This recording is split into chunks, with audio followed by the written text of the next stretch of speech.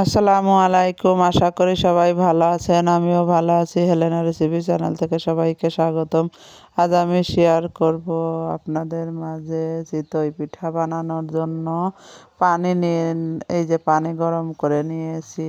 এখন নামিয়ে নিলাম, চুলায় ছাঁচ দিয়ে দিলাম। এখন আমি স্বাদ মতো লবণ দিয়ে দেব পানিতে, ভালো করে একটু গুলিয়ে নেব। তারপর আটা দিয়ে দিলাম, আটা দিয়ে ভালো করে গুলিয়ে নিব। এখন আমি গুলানো হয়ে গেছে। এখন এক এক করে সবগুলো পিঠা দিয়ে দিব। এখন ঢাকনা দিয়ে দিলাম। এখন দেখেন উঠিয়ে নিলাম, কত সুন্দর ফুলকো ফুলকো পিঠা হয়ে গেছে। সবগুলো পিঠা আমি উঠিয়ে নিয়েছি। এখন আমি দুধ ঢেলে নেব গরম করার জন্য। এই যে আমি দুধ গরম করে নিতেছি, ভালো করে জ্বালিয়ে, ভালো করে নেড়ে চেড়ে। এখন আমি নামিয়ে নিলাম। এখন পানি দিয়ে দিলাম ভিজানোর জন্য, চিনি দিয়ে দিলাম, হালকা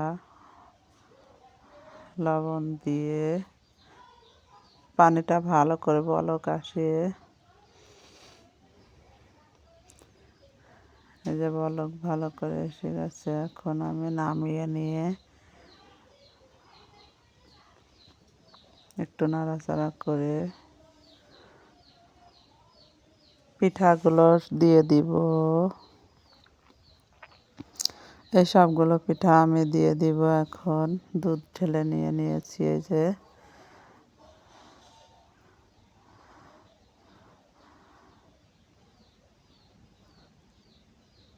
এই যে আমার পিঠা। এখন আমি একটু নাড়াচাড়া করে দিব।